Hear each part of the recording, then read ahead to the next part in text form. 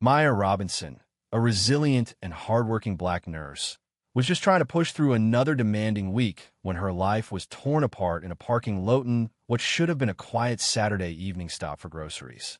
Exhausted but determined, Maya had just wrapped a grueling 12-hour shift at St. Bridget Medical Center. The only thing on her mind was grabbing milk, bread, and a few items for her younger sister's Sunday visit.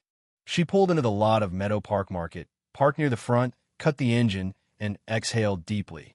She had no idea she was being watched. 2 spots over, a white Ford Explorer idled, its driver locked onto her like a predator circling prey. The man behind the wheel was Mark Delaney, an off-duty sheriff's deputy with 20 years on the force. In jeans and a faded sheriff's hoodie, he looked like any middle-aged suburban dad.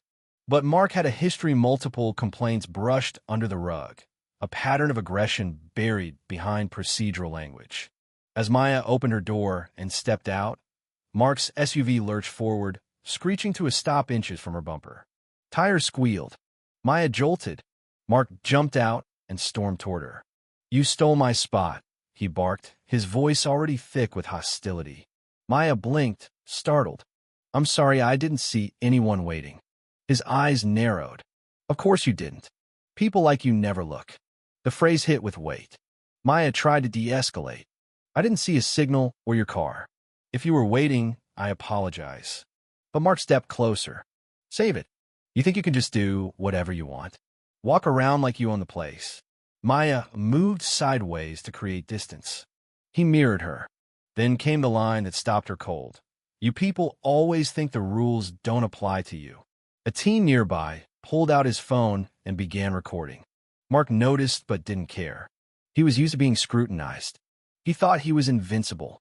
Maya's tone changed, steady and clipped. "This is a parking space. I'm not sure why you're making it more than that." Mark sneered. "Because someone needs to remind you where you stand." And without warning, he slapped her. The sound cracked through the lot. Maya staggered. People gasped. Someone shouted. The teen's camera zoomed in. A woman dropped her shopping bag. But Mark didn't retreat. He stood there, heaving, waiting for her to crumble. Maya didn't. She turned, eyes blazing, and returned the slap measured, not violent but firm. "Don't ever touch me again," she said, her voice tight with fury. Mark froze, shocked she dared fight back. A silence hung heavy. "You're going to regret that," he snarled. "Maybe," Maya replied, "but I won't regret defending myself." Phones were still rolling. One bystander whispered, "He hit her first." The teen with the phone muttered, "It's live." Maya scanned the crowd. No one stepped forward to help, but no one stood with Mark either. His authority meant nothing in that moment. Mark backed off, and Maya walked into the store. Her cheek burned, but her steps didn't falter. She didn't let him take what he came for her dignity. Inside, she grabbed a basket, forced her hands to steady, and began picking up items. Milk, bread, vegetables. Like everything was normal. But outside, the world had shifted. The video uploaded within minutes. By nightfall, her name was trending. When Maya returned to her car, her phone buzzed relentlessly. Messages from friends, a call from her sister, and a text from an unknown number. "You don't know me, but what you did took guts." She checked her mirror. The redness on her cheek had faded, but something in her expression had changed. She didn't know what came next, but she wouldn't run from it. As she loaded groceries in her trunk, she froze. A long, deep scratch now marred the driver's side of her car from the front fender to the rear. Deliberate. Vicious. Then she saw it. On the ground behind her tire lay a silver challenge coin emblazoned with a sheriff's star. She didn't pick it up. She didn't have to. Her stomach sank. Mark had watched her go inside and waited. Cameras had caught the slap, but the vandalism was his quiet revenge. Maya called 911. The responding officer, a young Latino named Officer Nico Alvarez, listened carefully as she explained everything. The confrontation, the slap, the scratch, the coin. "Did you see him do it?" he asked. "No," Maya said, "but I saw him confront me. He hit me. He threatened me. And now my car is damaged. That coin is his calling card." As Alvarez jotted notes, he looked around the lot. "You think he's still here?" She nodded. I saw his SUV move. He's hiding. Sure enough, Mark's Explorer was parked 2 rows down, shielded by a van. Alvarez called for backup, then approached the vehicle. Mark rolled his window down slowly, face calm and smug. Problem, officer? There's been a report of vandalism. I need to ask you some questions. Mark laughed. Be careful, rookie. You don't know who you're talking to. But Alvarez didn't flinch. Back near Maya's car, she gave a full statement. No embellishments, just truth. And the truth was heavy. Cameras had captured the initial violence. Surveillance footage from the store confirmed it. When Internal Affairs reviewed it, it was undeniable. Maya hadn't provoked. She hadn't escalated. She'd stood her ground. The department opened an investigation. Mark Delaney was suspended, stripped of his badge and weapon. But Maya wasn't done. With the help of attorney Rachel Kim, a civil rights lawyer known for taking hard cases, Maya filed a lawsuit.